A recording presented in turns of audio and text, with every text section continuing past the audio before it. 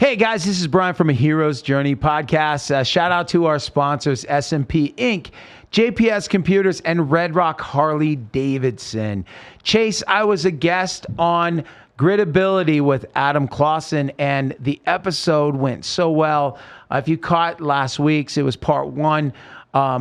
We're running part two right now. To the Rock Rage Radio listeners out there, thank you so much for tuning in. Here's the thing. We get into kind of how the entertainment world, how I landed in Las Vegas, what happened, all that good stuff in part two, and how Nicole became the love of my life, which is crazy. But Adam is a great host. We had so much fun. We had to do a special edition episode of Gritability and A Hero's Journey podcast. I hope you guys enjoy this part. Part two coming at you now.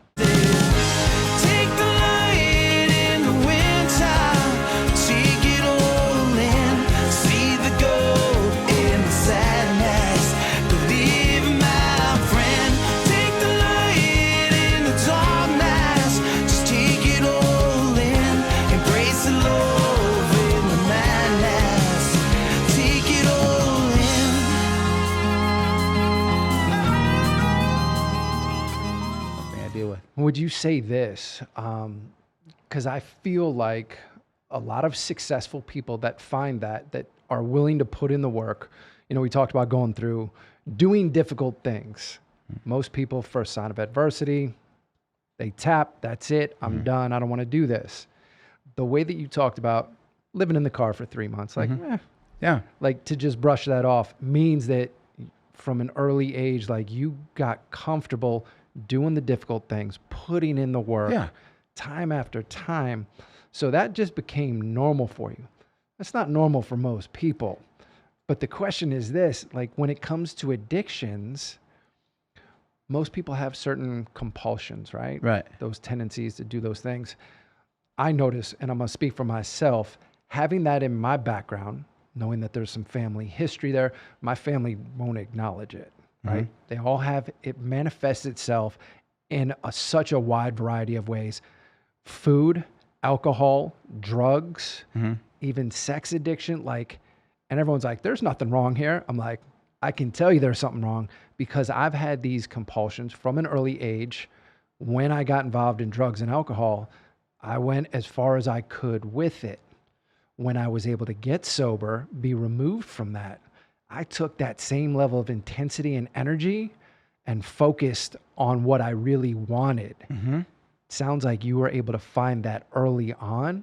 Would you relate that? Oh, yeah. You know, and the thing is, because I did recognize that those were the things. I recognize that I am somebody here that I would go out of my way for strangers and help somebody.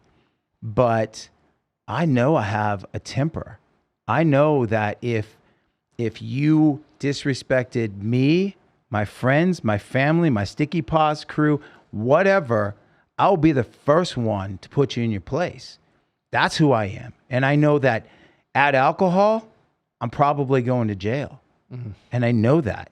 And I know that because I've had blackout moments without that. I've had a blackout, several moments where I don't remember putting a guy through the doorway.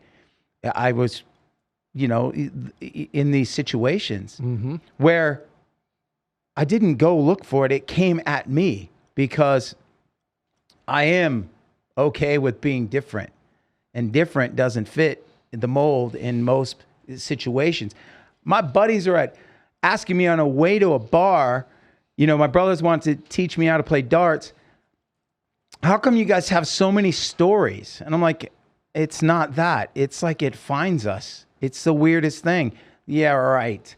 And they witnessed it happening, and I'm playing darts, and they even offered to buy the guys drinks that are calling me Geronimo and all this stuff.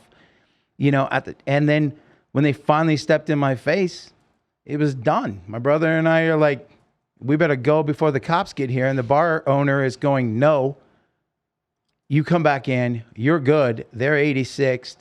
I watched this whole thing go down. We offered to buy him drinks, and just to defuse this situation. And I know that add alcohol into that situation, and I probably wouldn't have put up with the first disrespect. You know what I'm saying? So I knew this as a kid, and I knew this.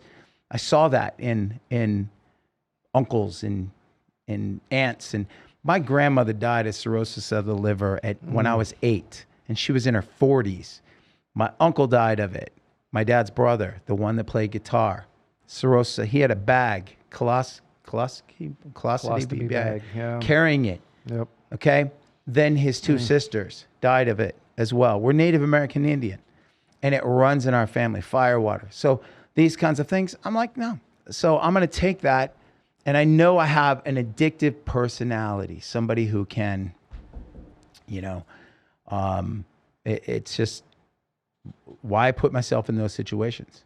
Well, it sounds like you've been able to take those personality traits and find a way to channel those and use them to your benefit. Because every time that you had to pivot, what I'm hearing is you had to put in more work. More work.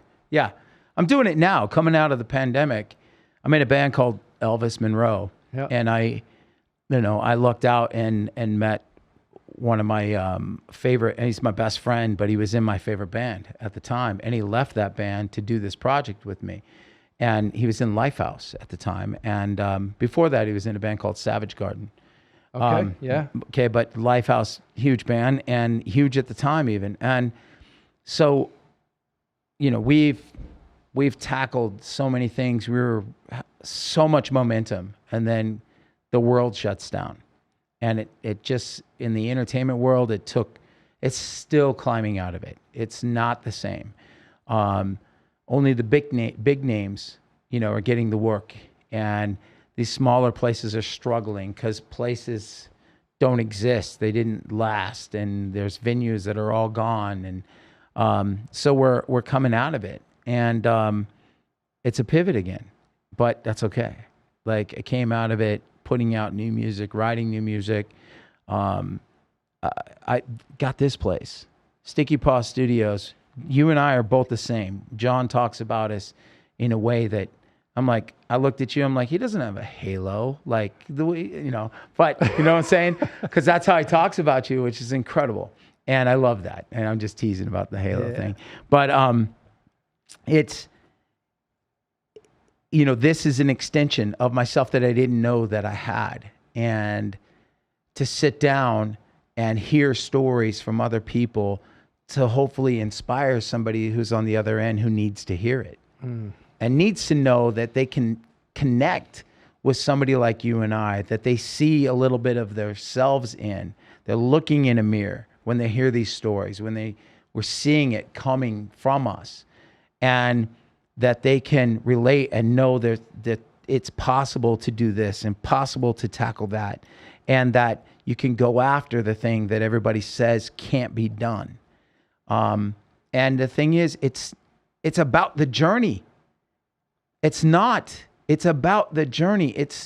There is no destination. It's just destinations along the journey. And it's enjoying those things.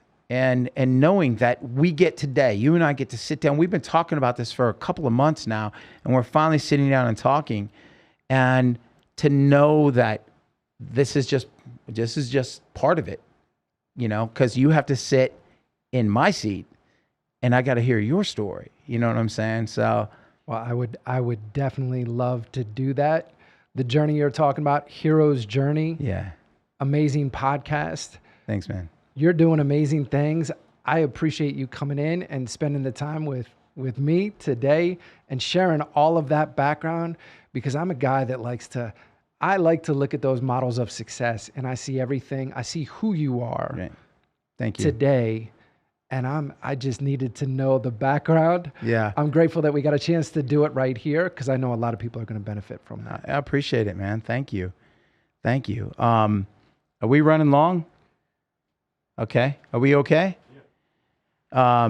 Because I know that what John, what I was saving was hoping that, the three of us would sit down and talk, because what most people don't know about Nicole, you met my girl. Yes. And being a musician, our story is like a movie. She and I, it's insane. I told you I grew up in Oregon, and I'm in Oregon, and I'm on tour with Daughtry, and a buddy of ours, Brett Young, is out with Lady A, and he wants to meet up at this little bar, where he used to do karaoke. He's like, meet me in the middle, and we had a night off, so we're heading that way anyway, and we take the bus and park it in the parking lot, and we end up doing karaoke, and I end up witnessing this. And I say karaoke, I don't do karaoke, and neither does he. He just played to 19,000 people, and we just played to 5, and we don't need to stand there and do karaoke. I don't do it anyway, and so he's like, let's just have fun and do some Ice Ice Baby, some Garth Brooks, whatever, Tupac, all this stuff I didn't know any of, right? Yeah. And it was just fun, and the manager made everybody put their phones away, and when it was over, I witnessed a conversation between he and his girlfriend, and actually it was his brother-in-law walks up to his girl and says, "Hey, do a shot with me. You're like family. You're his someday, right?" And she literally looks at Brett and says, "Brett, am I your someday?" And he goes, "Hold on, Bryan." He goes, "What?" And she goes, "Am I your someday?" And he goes, "Of course you are." And I put the conversation in my phone, because that's what I do. Like, I write about real things and real stuff. That's my vocal diary. That's how I deal with stuff. That's how I emote. That's how my music is honest, right? And that's what it's about for me. And so I witnessed this conversation, and he catches me and he goes, no, one day, someday. There's the title. Now go write it. And now we have our first co-write. And I was okay with that, because the guy had the current #1 at country radio. So I'm like, all right. So a couple of days later, on the bus, I come up with this song called One Day Someday, and he's playing at Route 91. And so we come back into town, and we're going to meet up with him. Ben went to go play guitar for him and help him out. And I bring the demo of the song, One Day Someday, which is about this girl who I'm going to look up from my boots in a room one day, and she's going to turn my life upside down. I'm going to do everything I can to get her attention from the stage. I'm going to do, and she's going to just be full of life and singing and dancing and whatever. And I know that she's my one day someday. And so I bring this song to them, and he plays on Saturday. And I'm like, okay, well, I don't need to go Sunday. But on Saturday, this girl walks up to me and says, "Hey, are you in that band Elvis Monroe?" And I was like, "Yeah." And she goes, "Can I get a picture?" I'm like, "Sure." She goes, "I took a picture with you this past summer in May." And I'm like, "I remember you." And I did. I remembered taking this photo with her, and she shows me the photo. And she goes, "Let's take another one." So I did. And then 22,000 people there, and I'm coming from backstage, and I look to see, and there she is again. And she sees me looking at her, and I'm like, dang, she busted me. So what she calls me over is what she did, and she goes, "Hey, our picture's blurry." And I'm like, "Here, let's take it on mine." I take the picture, and I'm like, "What's your number? I'll send it to you." Right? Yep. So the next day, I wasn't going to Route 91, and I just text, "Are you going to the show?" And she's like, "Yeah, I'll be there." That was it. That's it. That was it. And I happened to be watching a band, Kane Brown, and I'm standing there, and she walks up next to me, and she's like, "Hey," and I'm like, "Who's your friend?" She's like, "This is Nicole," and I'm like, "Oh, my echoes." 2 Nicoles, Nicole and Nicole. And so that night I told her I'll be back in this area during Jason Aldean, but I'm going to grab Ben. And so, this is just somebody just in passing, and so Ben and I are backstage hanging out, talking with everyone. And I told the owner of the concert, we toasted water. Ben and I had water and toasted a great event. Jason Aldean's going on. We turned to Brittany, his wife, and we're like, we're going to go fanboy out. We're going to go in the front and watch. We don't want to be back here watching this, you know. No one knows that it's not that cool backstage, like, you know, behind it all, but everyone wants back there. You know, everyone's just hanging out and just, you know, having a good time. And so we make our way out front and to the left. And I don't know how many songs into it, but I walk up and there's Nicole and Nicole. And they're there. And I'm like, hey, it's my Echoes. And the, you know, show goes on. And I don't know them. They're just standing in front of me and Ben's standing next to me. And then we hear what sounds like firecrackers. It's doing this thing. And I'm like looking up at the speakers, looking around. What's crazy though is we're walking out and we were taking pictures with fans. And when we get out front, this guy's yelling, Elvis, Elvis, can I get a picture? And I was like, sure. And Ben asked if he could put his hat on. And we take this photo and Ben puts on his black cowboy hat. And he's like, we saw you with Jake Owen in Alaska. I'm like, oh, they're Alaskan. Oh, cool. Take a picture with them. They walk about 15 feet directly behind us. And but all this craziness starts to go on and people are rustling. And then all of a sudden I see two people just go down right in front of us. And I look over my shoulder and there is a girl going right over the top of another person. And Ben grabs my arm and he says, run. And so I turn and I run like 2-3 steps. And I look back and the two girls standing in front of me are frozen. And now there's thousands of people just running this direction. And it's all, to me, I can talk about this like this because it feels like a movie scene and I didn't live it. Because I can talk about it like this. It's the weirdest thing. Nicole can't talk about it. Nicole, she can't deal. So yeah. I had stopped, reached out, grabbed her hand and said, stay with me. I'll get you out. And what we didn't know was the music had stopped and you're hearing right? And Ben had got hit in the arm and the kid that I took a photo with, I didn't know this till later, but he was shot and killed instantly. And so no joke, being an athlete and it was like, and I said this hundreds of times, it was like the game slowed down. The moment I had purpose, the moment I went, I'll get you out. Stay with me. They locked in. Our hands didn't get pulled apart. There were thousands of people running and no one ran through us, yet they were running over the top of everybody. Everyone, you look and people are running over the top of people on the ground, knocking people down, running through them. But you can't fault them because they're scared. People are scared, right? Sure.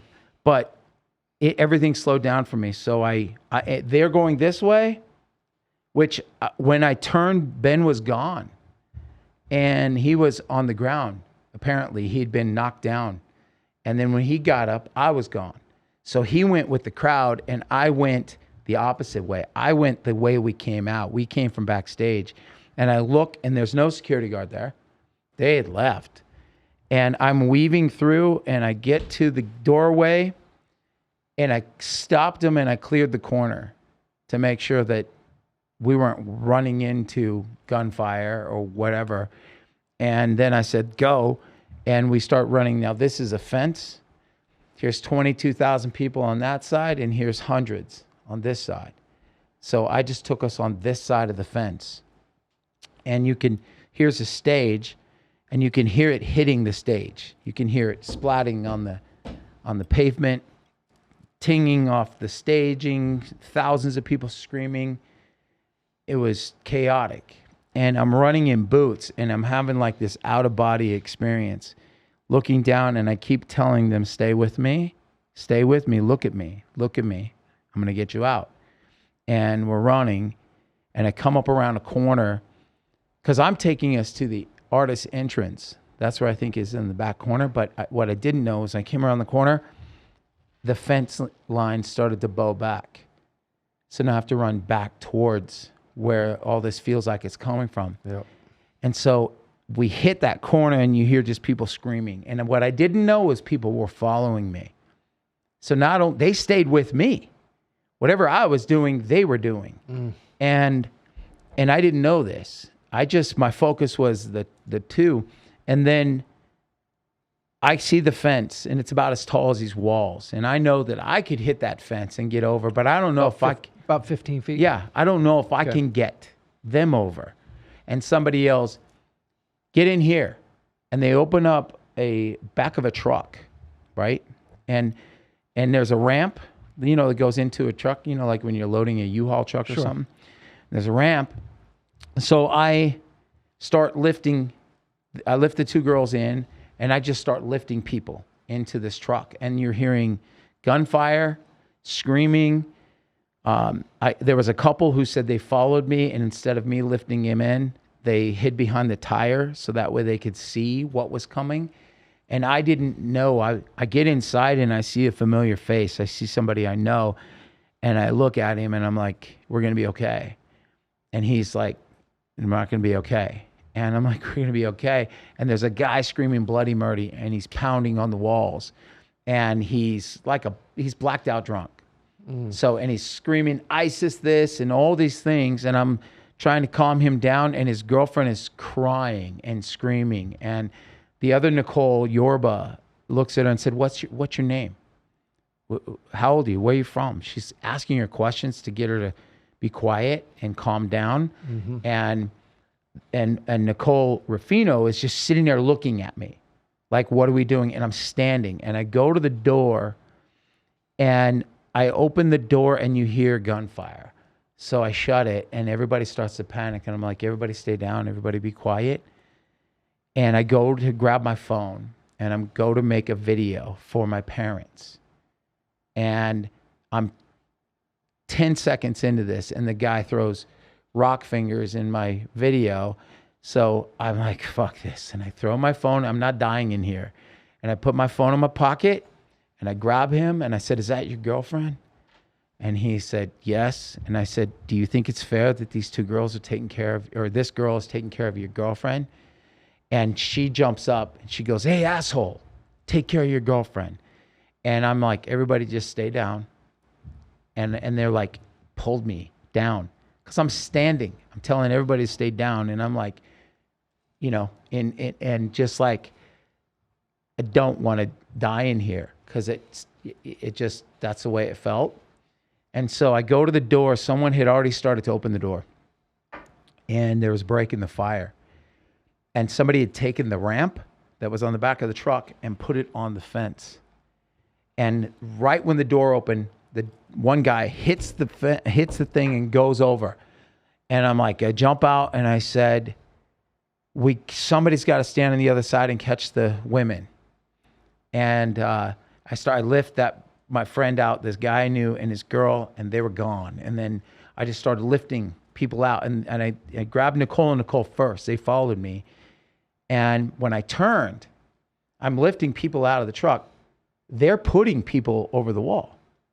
So they're right there, and they had this bigger girl putting her over the wall together, and I go and I push her, get over, and somebody, and I picture him like he was a tall Asian guy. He stood there for a little bit, holding people, and then he took off, which it's okay. Yeah. You know what I'm saying? Like he stood there helping people already. This was my choice that this was going on. And it was methodical. It was weird. It was the weirdest thing. Like I was moving through it, thinking, I'm going to keep them calm. I know what I saw. In the video, I'm like trying not to panic my parents. This is what it could be. This is what, whatever. And I'm going to tell them, this is where I'm at. And I turned it off. What I didn't know is my phone started to record again in my pocket. And it can hear all this chaos. And so when I remember hearing the girl scream, the screaming girl, I can't get over the wall. I broke my back. I just had surgery. And her boyfriend's like, yeah. And I'm like, I'll go first. I'll catch you. And then I remember later, I didn't lift them over. And I said, what happened? And here's what happened. I'm trying to get Nicole Rufino over. She slides back 2 times. I'm like, this is not happening. I grab her by the waist. I grab Nicole's, the Yorba's hand, and I start to run to the right, and I hear a police officer or a voice yell, this way, run towards Hooters. And he runs towards gunfire. And I caught it on my phone, but nobody else remembers him. I'm like, do you remember it? No one remembers. They just were so focused on what I told them we're going to do. So I'm like, okay, we're going this way. And we start to go. And here's where I have nightmares about this randomly, because I ran past people on the ground. And I don't know their condition. I don't know what condition they were in as I'm running. But my focus was, I made you a promise. I made Nicole a promise. I'm going to get you out. And I'm holding them, and look at me, and they stop. Rufino stops crying and starts to call her dad, stops running.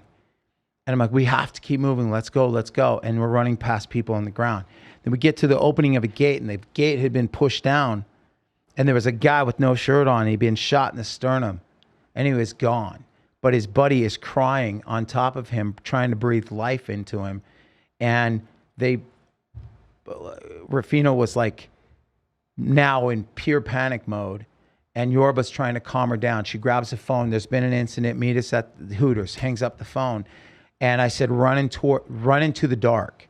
And what I didn't know was the couple, they were holding Yorba's hand in each other's hand, and there was an older lady holding their hand. And I led them out by foot. The older lady took off to the right, and the couple took off to the left, and I told them to run into the dark. Because in my head, why are they going to go after a few of us and everyone's going in the same direction? So, and we get across the street, and they don't remember this. There's a car parked in the middle of the street, and there's a guy shot in the passenger seat, and there's about 7 or 8 people hiding behind it. And that guy was clearly gone in the passenger seat. Yet there were people hiding behind the car looking up. And I ran them across the parking lot until I saw an iron fence.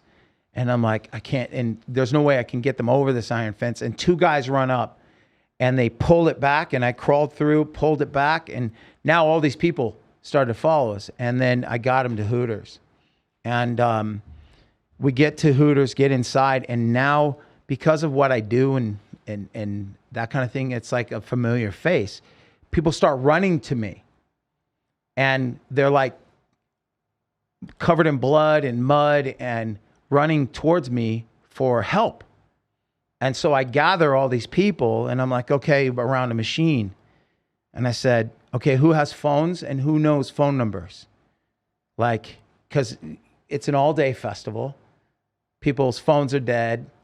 It's, people don't have their phones. People are separated from people. There's a girl running up to me crying, going, Bryan, can't find my sister. And I'm like, just stay with me. Do you know her number? Here's my phone. Here's, call, so we're doing this, and all of a sudden somebody yells, there's a gunman or whatever it was. And then hundreds of people in the Hooters casino floor start running towards us. And I'm like, okay, this way. And I pull everyone down a hallway through a doorway that says staff only, and it's a kitchen. And I stick them by the back door and hide them by the back door. And there's an off-duty police officer he's drunk, but he's like, I'm a police officer. He was at the concert. He goes, I got this door. You get the back door. So I'm hanging by the back door, and I have them quiet until it was cleared. And then as soon as it was cleared, Nicole's, Rufino's parents showed up. Like, from that call, they raced there. He's ex-CSI, and he got his ass there. Wow. They said, can we take you? I said, no, there's people that are counting on me. I don't know them. I knew one person, but I got to get them out of here. And so he took his daughter and Nicole Yorba, and they left. And I went back to this group and said, okay, this is what we're going to do. Because they're saying, there's a bombing over here. There's all this chaos in all the casinos. And I had said, look, I'm gonna walk towards a parallel with the airport. It's dark. It's pitch dark. The airport is dark. The roads are dark. It's all blacked out. And I said, we're going to walk until we get to a point and we'll have somebody pick us up. So we walked about 2 miles along the airport line holding hands. And there's about 13 of us. And all strangers, you know. And I'm walking them. And I get them to a grocery store parking lot, and somebody pulls in with a truck. And everyone loads in, and I'm dead silent. Like, they take us to a house. Ben had got separated from me. He was running, and he said he was weaving, running. He even called me when I was inside, and I'm like, run. I'm okay. I'll get out. Just run. And I hung up. I was like, I love you. And I hung up. And so he calls me. He goes, are you okay? I said, yeah, my phone is almost dead. He goes, go live on Facebook and let everybody know we're okay, because that's the only way anyone's going to know. And so I go live, and I guess that live version, I looked white as a ghost. I'm like almost going to cry, because now I'm hearing on the news what's going on here on the TV. There's all these people. One of the guys that had gotten an Uber and went to the hospital because his best friend was shot. His girlfriend calls him. He was separated. And so he took off. And then I get home to my house. Someone gave me a ride. And my parents, I had my parents live with me 7-8 months out of the year, because I'm at the point where at that time, you know, you take for granted that your parents are going to be around forever. And I'm like, no, come walk red carpets with me. Come do these things that I've earned. Come to these shows. You know, come be on stage in front of thousands of people playing the spoons. Come share this with me, because it doesn't mean anything unless we can do it together. So I have my parents with me. My dad comes walking out. My home phone's ringing, which I forgot I even had. My phone's ringing. My mom's phone's ringing. And it's all these news people from all over the world. CNN, Fox, HBO, it's all these people. And CNN had called. I'm talking to them. They asked me if I had a video. I said, I have like a 12-second video. It looks like. I'll send it to you. I'm telling my dad, who's a Marine, sitting across from me. And it's this, I remember this because it's so surreal. There's my video, and my voice is on CNN. I'm not paying attention to it. My dad's not paying attention to it, but it's happening here. The phones are ringing, and my dad asked me, what happened? I'm trying to explain it to him. When I get done, he goes, were you scared? And I'm like, no. And I wasn't scared until right then. At that moment, I realized I'm not Captain America. Like, I had a Captain America shirt on, but who do I think I was? Because I was moving methodically and I wasn't scared until that moment. I started crying and I started shaking, because I could be one of these people that, you know, my parents could be dealing with another side of this right now. And that's how, and then it just like, it was crazy. So dealing with that, like I didn't go to bed. That concert was in the daytime. I didn't go to bed till Tuesday, because at my doorstep was Channel 7 LA, then HBO, CNN, every news state. They were fighting to who got there first. And then they started taking me to places. I didn't go to bed until my last interview with Ellen's producers at 7:00 on Tuesday. And on that Tuesday, they had put Nicole and I together for the first time, which we thought was stupid. Somebody saw me doing an interview. And this was weird, because on like the first 24 hours going into it, I'm walking through, I needed some water. And this big guy gets up from a blackjack table and goes, hey, you're the guy from TV. I'm like, yeah. And he goes, you did good. And he goes to shake my hand. And I start crying. And I go to give him a hug. And I'm like, I'm sorry. And he goes, no, don't be sorry. Don't. And I'm like, trying to gather myself, feeling embarrassed, whatever. And he's like, "You're fine." I walk outside, and this Indian lady with a cane sees me, and she goes, "Hey, you're the guy from TV. I'm proud of you." And I started crying, and I'm like, "I can't do this." Like, and I ran across the street, and news crews are following me across the street. And I'm trying to get to, to just out of there. I promised certain people I would do their things, and I was trying to get everybody to do it at the same time, but they wouldn't. And so it was taking its toll. But talking about it was helping. It was helping me, talking about it, because it kept saying, it's positive. What you did was positive. People need to hear this. It's all scary. It's awful. They need to hear this story. So I'm like, okay. And then the one time, one guy on the radio, I remember this, it was Mac on the radio, iHeartRadio, and he asked me, "Are you doing okay?" And couldn't talk, was crying. No one had asked me that in days. And because it was just one after the other. And so, flash forward, they put Nicole and I together, which I thought was stupid. This French television crew asked me if I wanted water and food, and I can go sit in their car and hide from everyone. And I'm like, yeah. And then I get a text, and it's Nicole. And I'm like, "Hey, whatever happened to that couple?" And she says, "I don't know. I'll ask Yorba." And they told me. So I did get them out, because it bothered me that I didn't get somebody out. That was eating me up. And then they told me that I did. And then it was the wildest thing, because that crew heard me. They're like, "Is that one of your echoes?" I'm like, "Yeah." They're like, "Can we go meet her? Have you guys seen each other since the shooting?" And I said, "No." How many days later is it? This is Tuesday at about 5:00. Okay. And so we go over. So it's Sunday, Monday, Tuesday. Sunday it happens. So Tuesday we roll over, and I thought it was silly. And then all of a sudden she comes walking up, and both of us are in tears, and I'm holding her hand like I knew her, and I'm talking with them, and CNN is shooting over the shoulder, stealing it as well, and meaning like grabbing it as well, and because she only did like one interview. They discovered her from the video. They found her. I didn't know her name.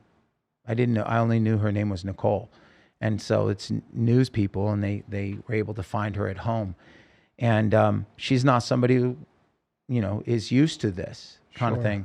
So this is how we dealt with it. The days went on, and she and I was there for her, and she was there for me. And over time, we even went to like this, on the 5th of October, I played a show because I needed to be back on stage, and they were doing a fundraiser at Red Rock. And Brian Lindsay, George, you know who Brian is. Brian put on this show with band Otherwise, and I can't remember the other band, who's blown up since. They were the opening band, and now they're huge. And I wrote this song, and I rewrote it, called The Fight, and I wrote it for the city, and it's like an anthem. And so I got to meet Nicole's parents proper, and they came to the show, and I pulled Nicole on stage, and my mom stood there looking at this moment and went, "There's something more to this moment right now, because you grabbing her hand is like normal." And I'm like, "Yeah, I grabbed her hand during the chaos." And I'm singing this song, and I'm singing it to her, and there's lyrics to her in the song. And it's on Inside Edition the next day and all these TV shows. And then on that night, actually, my mom, I have to call 911 because my mom had an anxiety attack. She thought she had a heart attack, but it was anxiety from everyone coming up to her going, your son, what happened, all this stuff. So I'm calling 911. I'm sitting next to my mom in the hospital room, and then I have to go to LA to do a show, a fundraiser in California. And so my mom is okay. I put her back, get her back home. And my dad was in Oregon working helping my brother on something. And I'm driving to LA, and DJ Silver, who is Jason Aldean's best friend, and he was the act on right before Jason, calls and says, "Hey, I'm trying to find Bryan," to Ben. And Ben goes, "He's sitting next to me asleep." Because I've been up all night with my mom in the hospital. Okay. And I literally hear his voice, and he said, "My mother-in-law wants to talk to you." And I went, "Okay." And he gets his mother-in-law on, and she said, "I followed you. You put me in the refrigerator, and then you led me out by foot." And I start crying, and she's crying, and he's like, "You saved my mother-in-law. Thank you." And he was there, but he was hidden in a whole nother, under a bus or something. And so I get to the show, and I'm like, "Oh, there's news truck there," and I'm thinking, "Oh man, I'm not ready to do this." Like, I'm dealing with my mom, dealing with all this stuff, and the news crew was interviewing these 3 girls, and I'm like, "Okay, we're good." 2 of those girls come running up to me, and they're in tears, and they tell me what I did for them, and that Nicole put them over the wall, while I led them into the truck and lifted them in, and then was keeping them calm, and then was getting people out, and they put Nicole helped them over the wall. And so people started coming out of this stuff. And so through this, Nicole and I learned to, deal with this gritability of like what we went through, you know what I'm saying? And she, it was crazy because I brought a song to it. I wrote a song, then I wrote a song about that night called "You Have My Word," which was to her, saying, that you, in that moment, as long as I'm holding your hand, you have my word. And then she almost died of viral meningitis in November, a month later. Oh my And God. her parents call me and say, "Hey, she's asking for you." I'm like, "She's asking for me?" And they're like, "Yeah." And she doesn't remember this. And I went to the hospital and was holding her hand by her bed until the doctor said I couldn't be there. And then flash forward, I'm going out on tour with 3 Doors Down, and I tell the bus driver, "Hey, I forgot something at the grocery store while everybody's packing up." And I didn't. I raced to her house, knocked at her door, and said, "We've been through this. You almost died. You've been through this. We went through this together. We've been helping each other. We talk every morning. But I know somebody's going to come into your life, swoop you off your feet. But that person has me to answer to now, because we've been through way too much together. And there's something about us. And now he has me to answer to. So just know that, he's got your parents, and now he's got me." And I left on tour. And then she ended up surprising me on the tour in the middle of it, came out, and I'm like, whoa. And then at the end of it, I flew her out for the last 2 days on the tour. And it was the greatest day of my life. The bus driver drove through the snow, and she gets off the shuttle bus in the snow, parked my bus out front, and everybody's at the front of the bus at 7 a.m. watching, and nobody videoed. Nobody videoed. And she said, "I love you." And we've been together ever since. And that was February 10th. So it's been 5 years February for us. And we've been together, and it's the greatest thing that's ever happened to me. And it came out of something so awful. And how I deal with things is write about them. And I wrote this song. In that time that I was on the bus, I wrote 3 more songs, so she could see how I was feeling, and I could see. And she was writing poetry back to me, so I could see how she was feeling, like, or at least struggling with these things.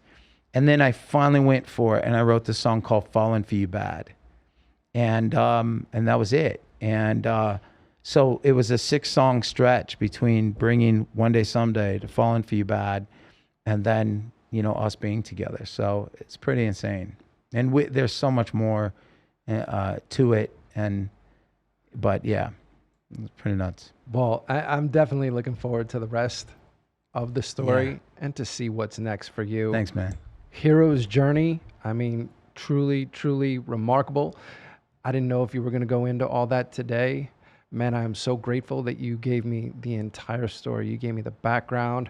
Everybody got a chance to hear that. What you did is truly, truly heroic, amazing.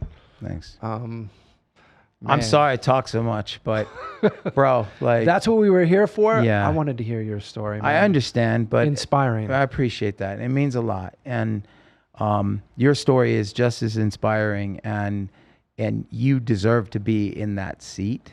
You are somebody who people need to know your story, and people need to know what you can and what you can do, and then what you will do. And it's fun to watch that and to get to know you now and to see that and be able to witness the things that you've done. I mean, I know what you just told me you did in Washington and those kinds of things. You're gonna leave your mark, and that's what we're here to do. You know what I'm saying? Most definitely. That's what it's all about. Hero's journey, gritability.